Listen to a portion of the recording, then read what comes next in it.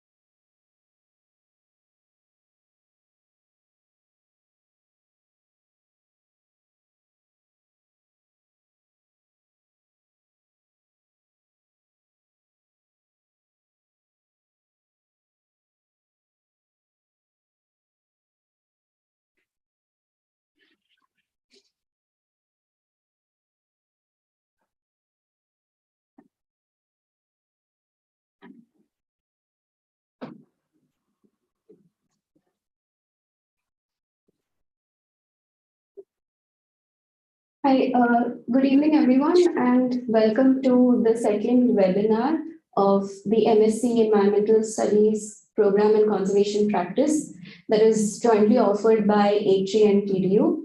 My name is Neha Mohanty, and I work at the Academy for Conservation Science and Sustainability Studies at HE. I'd also like to introduce you all to the Academy team. Dr. Siddharth Krishnan is the convener of the Academy and also an environmental sociologist and historian. We also have Dr. Milind Banyan, who is the coordinator of the Academy. Ms. Madhvi Lata is the deputy coordinator of the Academy.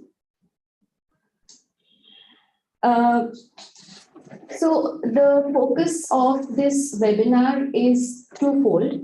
One is we're going to look at why interdisciplinarity is important in conservation and why it is pertinent. And secondly, we'll also look at how this course trains you to develop an interdisciplinary lens when it comes to conservation issues and challenges. We are also going to address queries related to our admission process. And we have an important announcement for you all at the end of the webinar. So now I would like to invite Siddharth, who's going to take you through the conservation story of the Nilgiris landscape using an interdisciplinary lens. So over to you, Sid. Thank you, Neha. And welcome all to the webinar. So we launched this very novel interdisciplinary master's program in conservation practice last year. And the course itself is modeled on a pioneering PhD program in sustainability studies and conservation. And HE has been a pioneer in the realm of interdisciplinarity for the last 25 years in India, right? And I'm here to tell you a small story about conservation and practice and interdisciplinary theory, right? Now, conservation is, you must understand, has always been about practice. It's not specifically about theory concept, right? And how conservation was practiced when the British ruled us, which is very disciplinarily, has implications, long-term ecological implications, socio-ecological implications, which can only be mitigated interdisciplinarily, right? So, how conservation was and is practiced really matters. And practice is about applying a method, right? A habitual or customary way of doing things, right? We're talking about customary way of doing things, talking about tradition. You know, conservation itself as an idea was popular in society during industrialization, right? Because industrialization meant a lot of deforestation, a lot of conversion of farmlands to factory lands, to factory production, right? A disruption of the whole rural kind of universe in Europe, right? And then there was a lot of resistance to what this was doing to society and economy, right? And so we wanted to conserve society as it was organized before industrialization. And conservation also became popular in the natural realm as Europe, both within Europe as land use was being changed, as Europe was being industrialized, but also European settlers were had gone to America, right, the new land, and they were clearing forests there to settle, right? And as they were doing this, there was a lot of concern both within Europe and also in America among the settlers who were worried about the rampant destruction of forests, terrestrial landforms, pollution of rivers, etc., right, to industrialize. And so conservation kind of it assumed a very protective or a very preservationist form in European colonies, and this was transferred to colonies, tropical southern colonies, which were kind of taken over by initially by the company, the East India Company, and by the Crown, and also various other European nations, right? So during the 18th and 19th century, early 19th century, conservation was practiced very disciplinary, right? So there was scientific forestry or the conversion of biodiverse forests into monoculture plantations, which were kind of management laws for timber, right? There was also natural history where European amateurs and professionals were interested in taxa, both plant and animal taxa in tropical south. There was also anthropology because they wanted to study what they call native populations, so you can better control this, right? But all of this was happening kind of separately. I'm not saying, if European powers kind of practice conservation interdisciplinarily, they would have ruled the countries more better, right? I'm just saying, as a matter of fact, that a lot of disciplines emerged during the colonial encounter, including early ecology, right? It was scientific forestry, natural history, anthropology, and geography, right? And how society and ecology was controlled, how it was managed, has had long-term social implications, right? And which can only be addressed interdisciplinary, right? Can you go on? So I'm here to pause for it. How did the British and post-independence forest department practice conservation? Right? So I'm here to tell you a story about the Nilgiris, a hill district in the Western Ghats in Tamil Nadu. Right? So the Nilgiris was historically the upper plateau of the Nilgiris. It was dominated by grasslands, right, with small stunted evergreen shola forest, appearing at the crevices or at the valleys, right. So it transformed from a grassy landscape to what a lot of tourists and trekkers find to be very picturesque forests, right. But the Nilgiris were never like that, right? So what you see there is a gradual transformation over 150 years, right? From a very grassy landscape to a very woody, predatory, and thorny landscape. But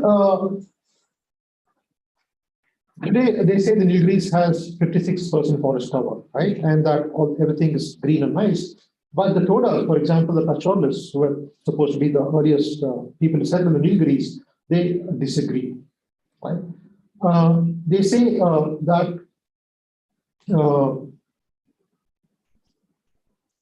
eucalyptus, for instance, which was introduced by the British, both for timber reasons, but also for reasons of experiment, it really sucks. In the sense, eucalyptus has kind of desiccated a lot of groundwater. A lot of streams have gone dry over the last 150 years in the Nilgiris, right?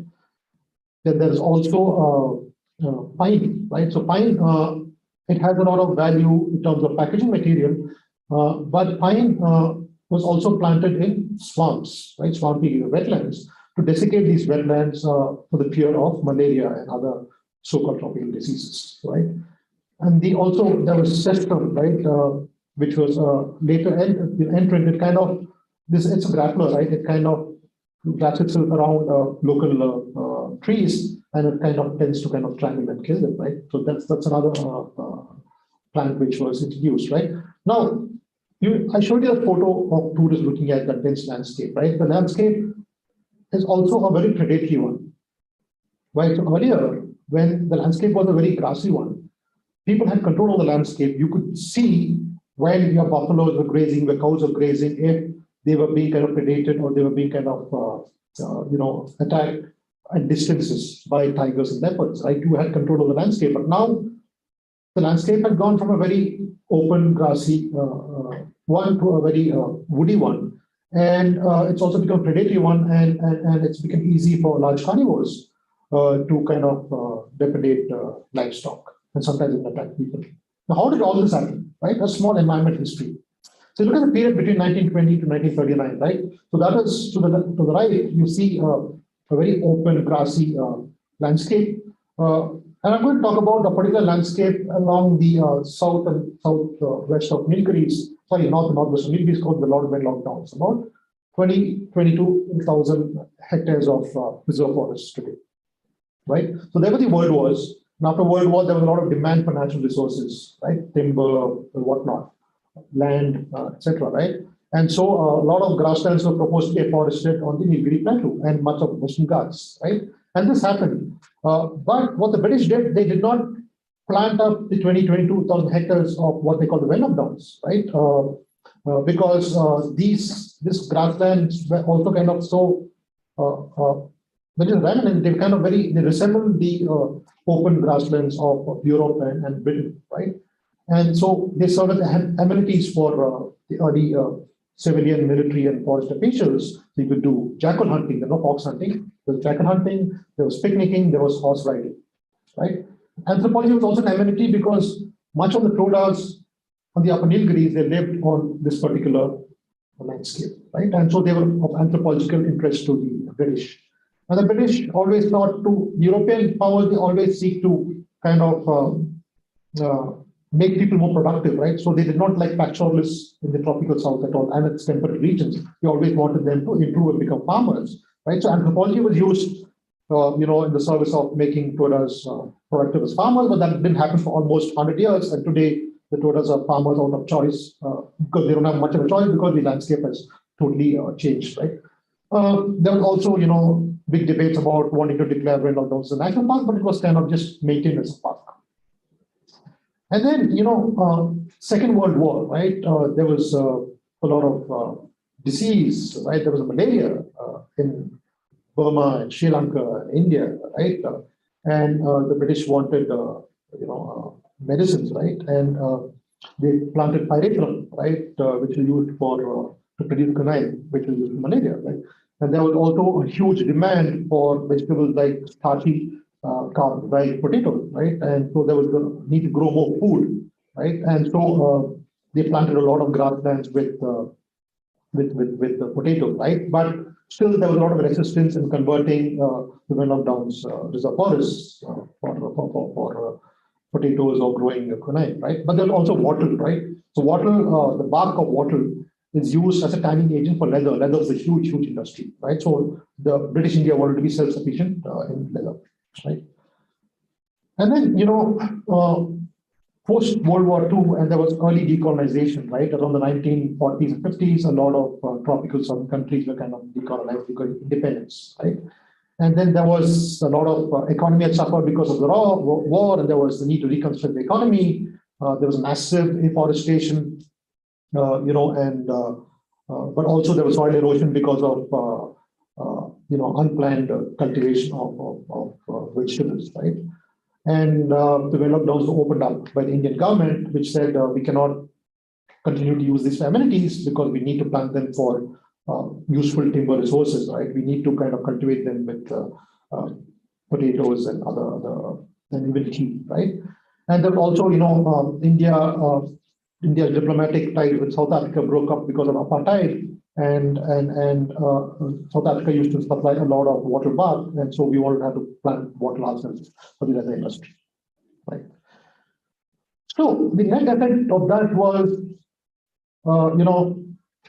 you look at this region, right, and the Landlocked Downs, it's almost contiguous to the Mukuti National Park, right? It used to be a grassy landscape, now it's full of wattle, pine, and eucalyptus. You can only see grassy fragments in the middle, right? And also what happened, a lot of streams and rivers were dammed for hydroelectricity, and these inundated, since the 1940s, thousands of acres of grasslands, right? And later, from the 1970s, a lot of industries were set up to make photofilms, to make protein products, etc. And these factories started letting out effluents into these waters which inundated grasslands, right? So there was not just land use change, there was not just degradation, not just inundation, but also pollution.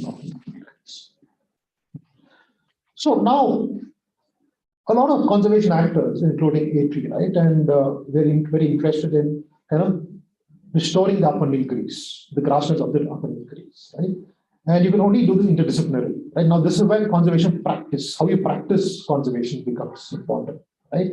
Because restoration is of a grassland or a forest or a river is not just about ecology. It's not just about ecological methods. It's not just about science, right? Because we need to practice restoration from a more expansive and inclusive way, right? And I'm borrowing a framework here, which was introduced by an environmental sociologist called Eric Higgs in the late 1980s, right?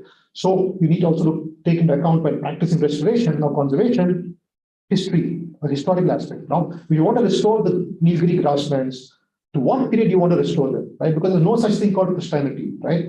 Because the Todas, for example, have been burning the upper Nilgiris for thousands and thousands of years during the monsoons, because you'll have a better flush of grasses, which is good for cattle, right? So, yes, the Todas and grasslands have formed because of altitude reasons, because of exposure to the element, because of climate, but also there was the anthropocentric element, right? So you want to kind of restore the grasslands back to the 1940s or 1900s or 1850s. What state, right? How do you agree on to which state can we restore grassland? There's also cultural, right? Was there an original polar grassland system? Was it ever a natural system? We all know that, and what A3 also teaches you, when it kind of imparts students with political ecological thinking or environmental justice thinking, is there is no such thing as a pristine forest or a pristine grassland or pristine river in tropical countries, especially in India, because you have a history of thousands and thousands of years of human use, right? So the Upper Nilgiris grassland is also a cultural artifact as much as it is a natural artifact, right? Now, the social question of restoration. Who is to be involved in restoration? Do we get experts from the plains below? Or do you also involve the Todas in restoring, right? Or the Todas have also become cultivators, agriculturists now, and they kind of lease lands to people who have historically migrated to the Nilgiris. Are they also stakeholders, right? So who is to be involved in restoration? Who are the local people, right? Now, also political, right? Now, if you restore the grasslands, and for some reason the grasslands are kind of declared national park, what are the rights of the Todas, right? Who've been using the landscape for thousands of years? Do they lose the rights, right? Who are the people, the lessees of the Toda grasslands who have cultivated grasslands, right? Do they lose the rights, right? Who gains, who loses, right? Or because of, there's a big kind of, not entirely wrongly, a fixation with trees and tree landscapes in India, right? So if you open up a landscape to a previously grassy past, will it become vulnerable to land use change because of policy change, right? So that's a political question. Now, aesthetics, right? We know a lot of restoration projects are not just about the function or restoring an ecosystem's function and structure, but it's also about beauty. How does it look, right? So how do we manage function and beauty, right?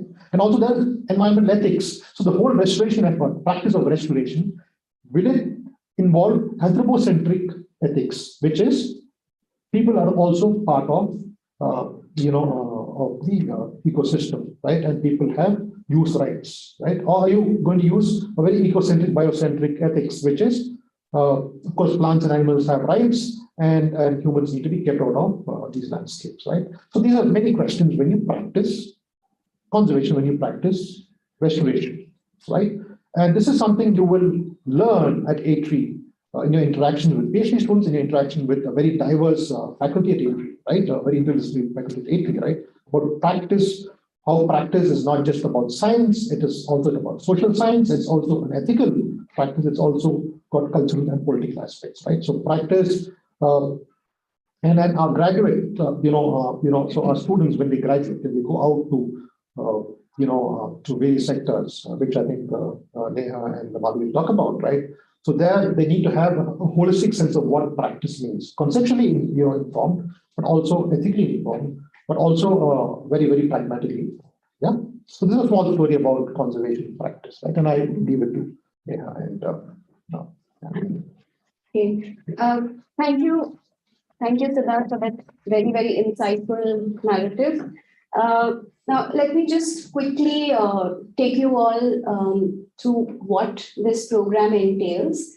And the reason we started with the Nilgiri story is to provide you a snapshot of the exercise that we do in understanding conservation challenges, issues, using multiple perspectives, right? So, like Siddharth mentioned, this is a course jointly offered by HE and TDU, and the vision is to create a cohort that applies interdisciplinary approaches to solving complex conservation problems and also enhancing human well-being.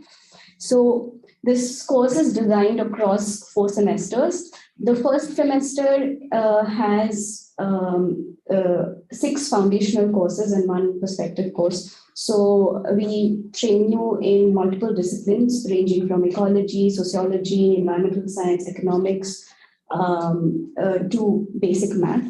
The second semester is what we call the experiential semester. So we have a bunch of conceptual domain knowledge courses.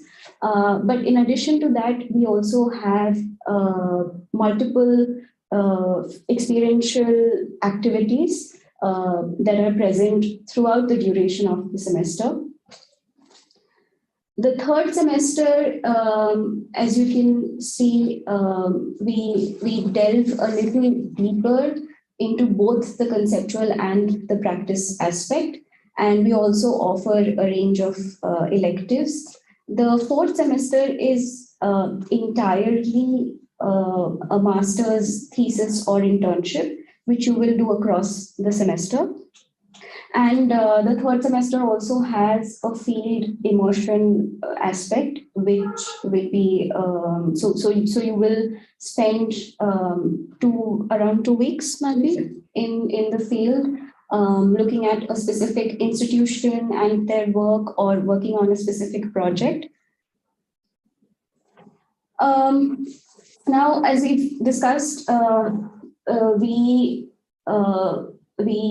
engage right from classroom learning to going to the field. We have our what is called our community conservation centers of ATRI, where we have field stations. So we take you there. We have multiple specific labs, which are also the practice of which is immersed throughout the program. Like Siddharth mentioned, we have our faculty come from diverse disciplines and range of expertise. And since this is a course that is offered in collaboration with TDU, this is an overview of what the TDU faculty looks like. Now, ATRI's PhD program in conservation science and sustainability studies is a pioneer in offering this PhD program. It's an interdisciplinary program, and the current master's program that we are offering, most of the foundational courses, the coursework is actually borrowed heavily from this very successful PhD program. This is what our first batch looks like. So we presently have 22 students who come from across disciplines, which is another aspect of this course, that we welcome applicants from diverse disciplines. And also the focus of the course throughout is getting you that immersive experience. In addition to building your foundational knowledge, we have multiple experiential exercises to support that. We also offer a limited number of scholarships.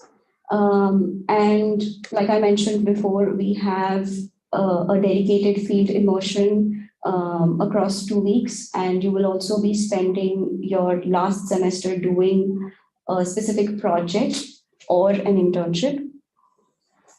So this is an example of how we also attempt to use our classrooms for experiential learning. So what you can see is our students in our sociology program, which is offered in the first semester. In view of final exam, we do a documentary project. So the outcome of that is that students actually work on documentaries, and last semester they've worked on a range of really beautiful documentaries. Since this is our first batch, and they're in their first year, so we still haven't gotten to the placement stage yet. But like I mentioned, we have a well-established PhD program, and we've awarded PhDs to 31 students so far, who have been resultantly placed in various institutions, both academic and otherwise, and in very, very diverse roles in India and globally. So I'd like to open up the platform for questions, queries. It would be helpful if you guys can type in your queries.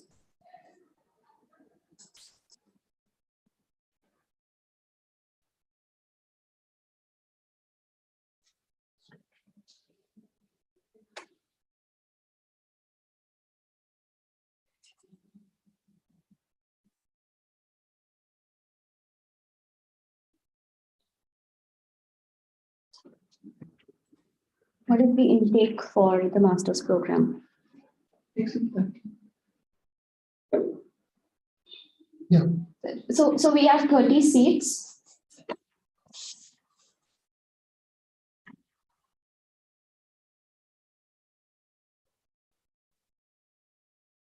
You could also encourage the participants to raise their hand and they can ask the question. Yeah, just better. What do you want to take this? If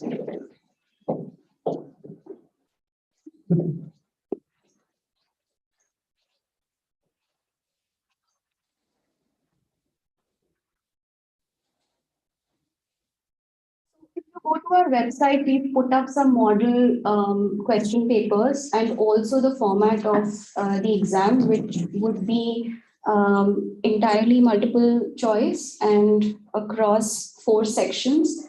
That would give you a fair idea of the entrance exam.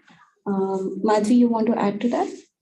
No, actually, yeah, as Neha said, it will cover, since this is an interdisciplinary program, so the questions will cover, it will borrow from economics, ecology, sociology, and other, qualitative and analytics. So it will be of, the multiple choice questions for 50 marks. So those who qualify in the entrance exam will be qualified for the interviews. What about recognitions from government? UGC, etc. Yeah. So, yeah. So A3 is partnering with the Transdisciplinary University, which is recognized by the government of Karnataka, right? And that automatically means that it is recognized by the UGC.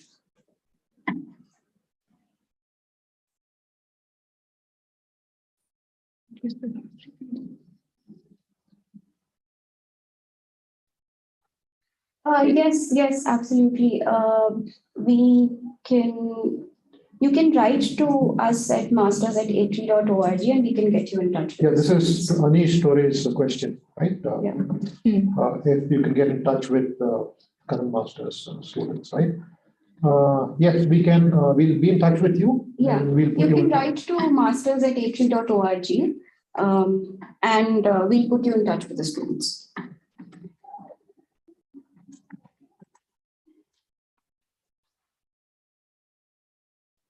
No, it's if you so this is for Amulya. So if you go to the A3 web Academy Masters web page, it's there on the admissions page.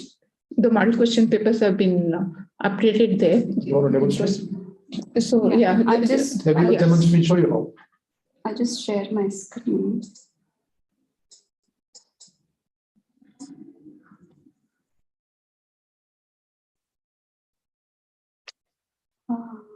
Gautam, I'm unable to.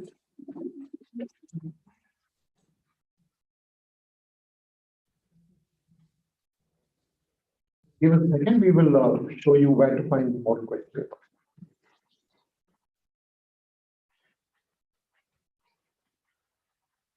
go to the master program, MSc program, admin.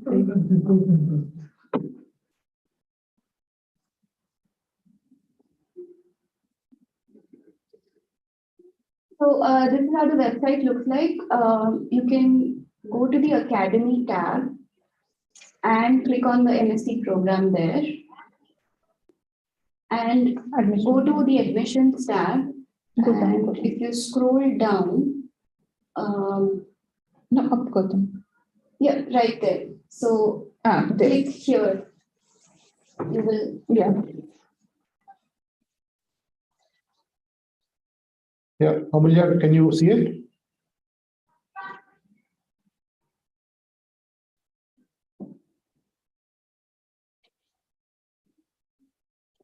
You can speak up. I mean, you don't just need to chat. You can speak up. Yeah, I can see. Thank you. Yeah, thank you. Yeah. So What? we have a limited number of scholarships available. The procedure to apply for them. yeah, once you get admitted to the program, so we'll share Google form that where we seek information on your family income, and it will be based on the merit also. So considering other aspects, the scholarships will be awarded.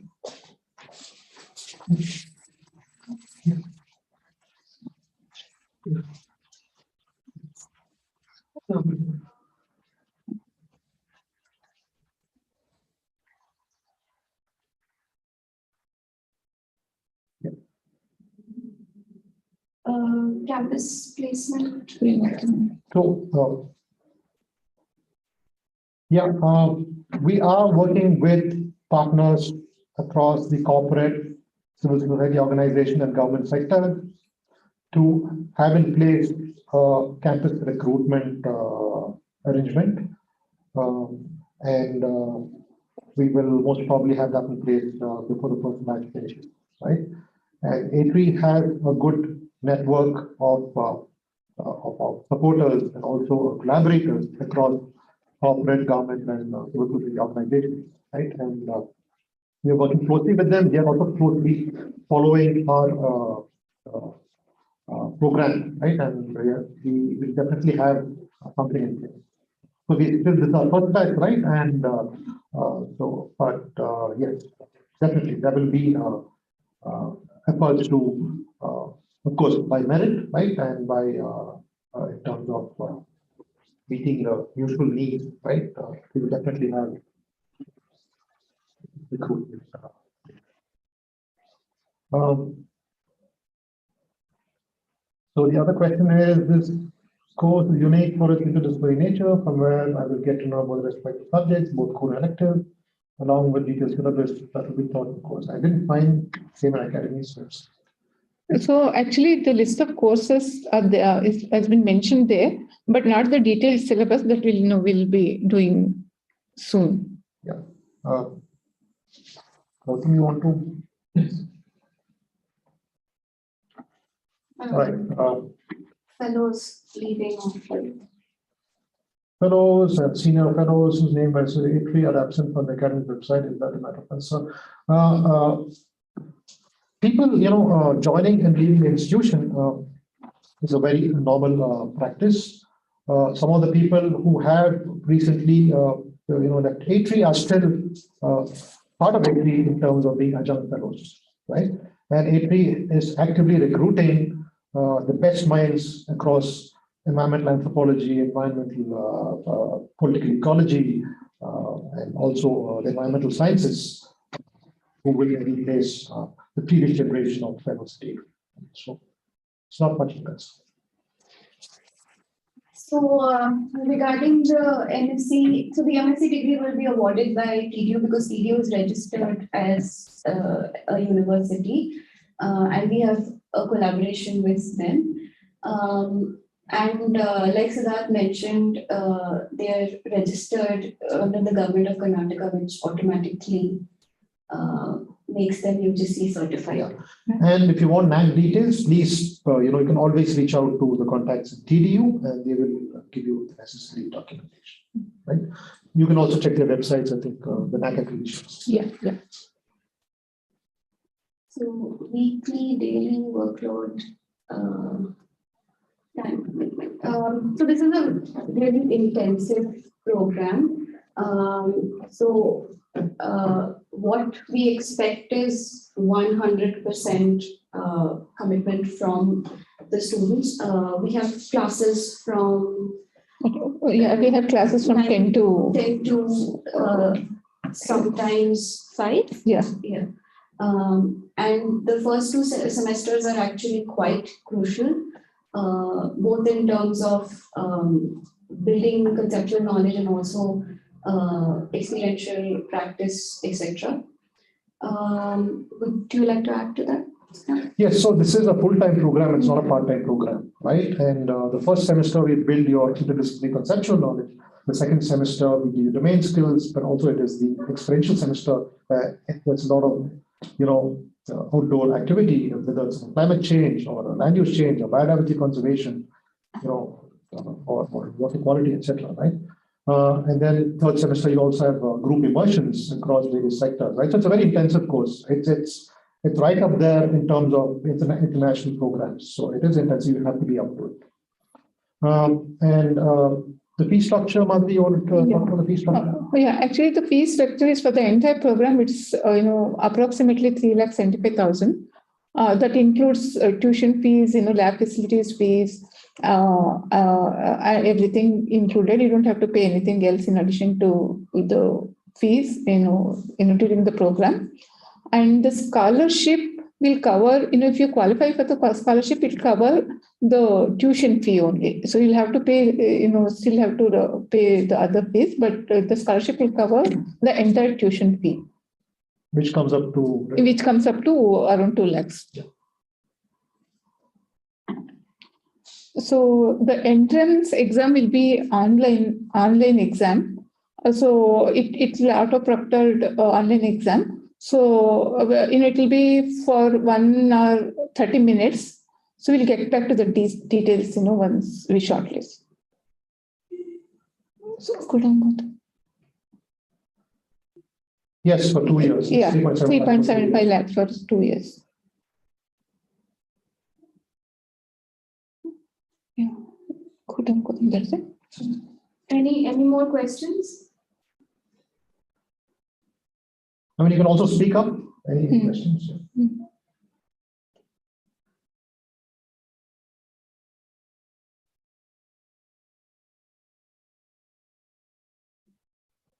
Yeah, hello. So I had seen your previous webinar, and there was some mention of weekly immersions, weekly programs, or some outreach activities. In the last webinar you have uploaded on YouTube. So could you please provide some clarification regarding that? Field activities on a weekly basis?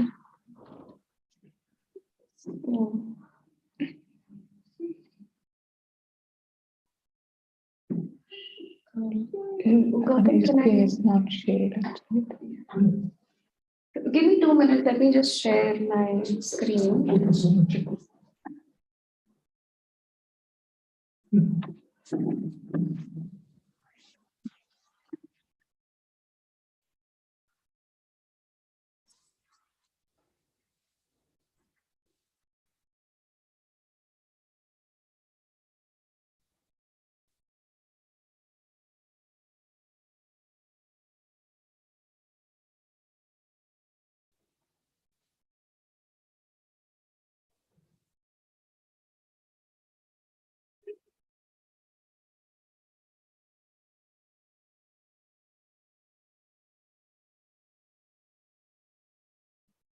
So, if you see the second semester, like I mentioned earlier, is called the Experiential Semester.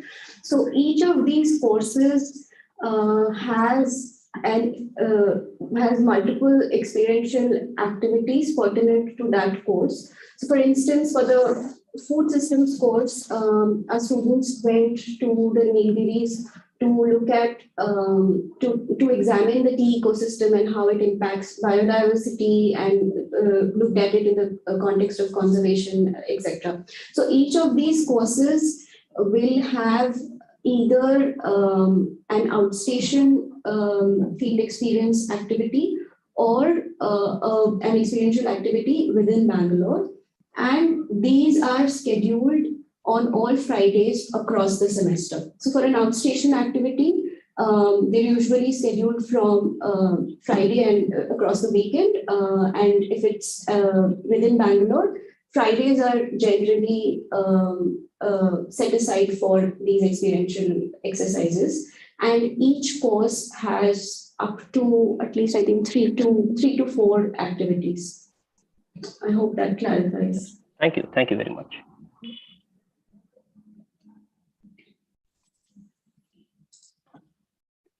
Is there any age limit for admissions? At present, we don't have any specific age limit for applications. And even in our current batch, we have students, I think, in the age range of right from their 20s to their 30s. So we actually welcome diversity in age.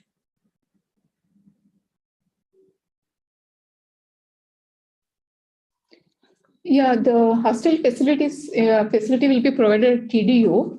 So yeah, and it will cost around as of now it's 4,000 per month for double occupancy, including food.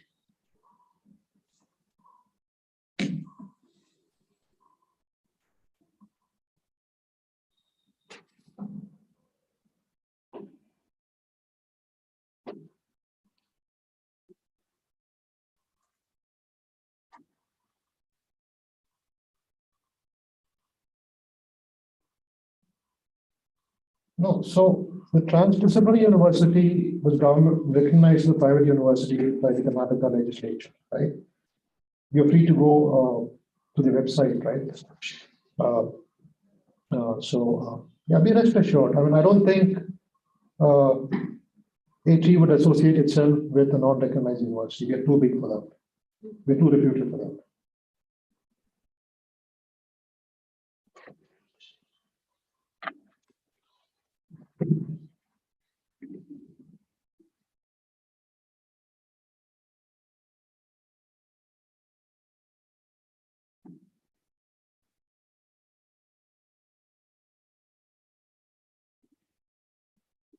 Any other questions?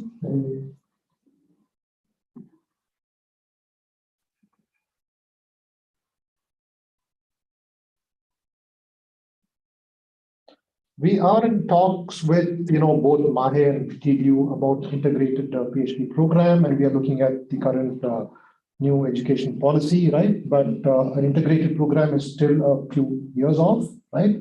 But we are really encouraging our master students who don't want to take the practical route, who want to take the academic route, to be free to apply to our very competitive, highly sought PhD program, right? And they will have an advantage in joining.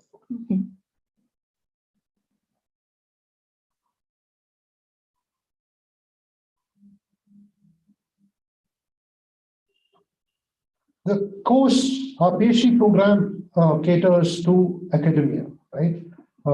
With some of our students also joining international NGOs. But our master's program, the philosophy is that we create an environmental leadership which will cater to the needs of corporates. For example, they are corporate social responsibility wings or environment, society, and governance wings, right? Or they can join NGOs, conservation sustainability NGOs, or they can even join government departments which seek such specialized and skills in conservation, right? So the scope of this course is you can become, you can join an NGO, you can say, become part of a CSR wing of a corporate, right? You could, of course, go on to do a PhD, become academic, that is always there, right? You could become a conservation or a wildlife filmmaker, right? Informed filmmaker, right? You could, impart, start a business and impart conservation sustainability practices into it, right? So the whole idea is, in future, right, conservation is going to be a very, very important, along with sustainability, a very, very important policy and social concern, right? And we need an interdisciplinary, practical, and skilled cohort to cater to the increasing demands for such skills, but also to address complex problems. Or even a science communicator and educator. Absolutely.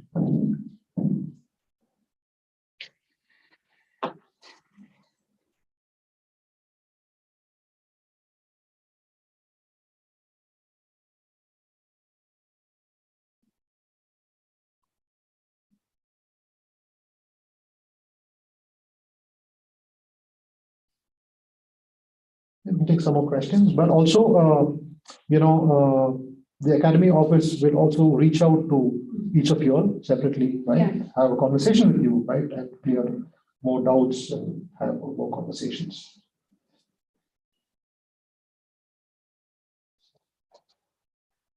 So, if there are no more questions, you want to type in or you want to tell us about any clarifications, comment, questions? How many batches of people? So we launched this course last year. So we're still, right now we have our first batch and they are in their first year. They will finish their second semester in July. So yeah. And we're recruiting the second batch now.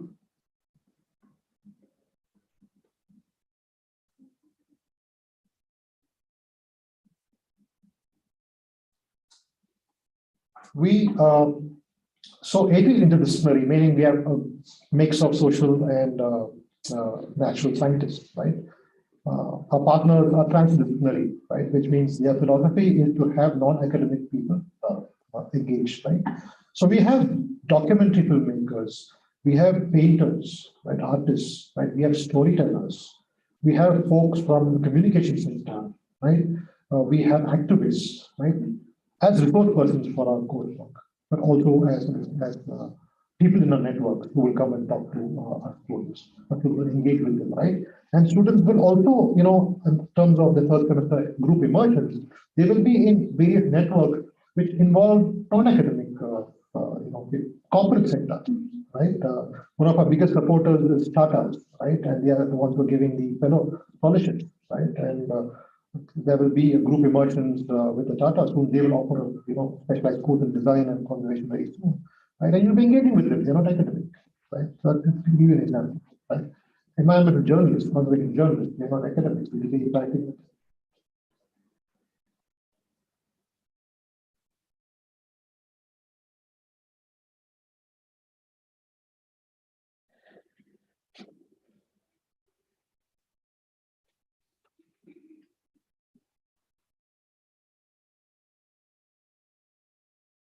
Neha, Madhavi, you want to talk about that? Yes. So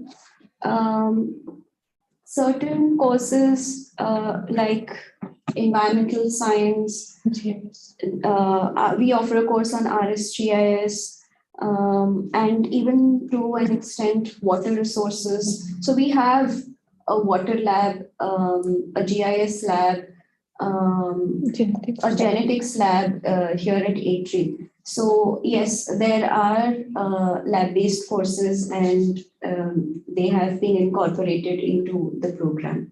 So you will have lab exercises.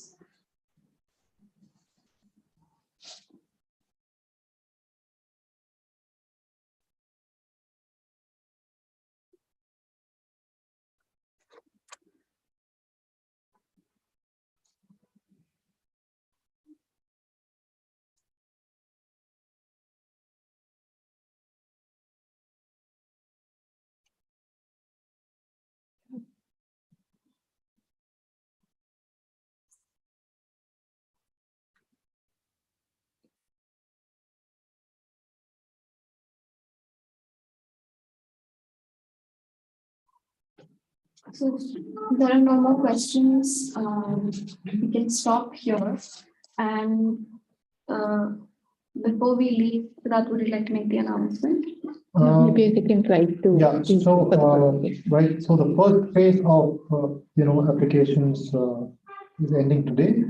And we are opening up from midnight today, the second phase of applications, which will go on till 31st of May, right? And we really hope that, thank you for coming, thank you for joining us, Sean. Thank you for showing interest, and we really hope that you evince interest and kind of apply for the program. And like I said, we will be in touch with you individually too, right?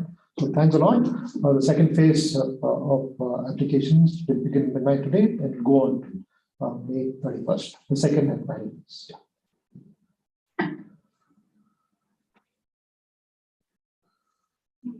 Thanks. Thank you all. Thank you.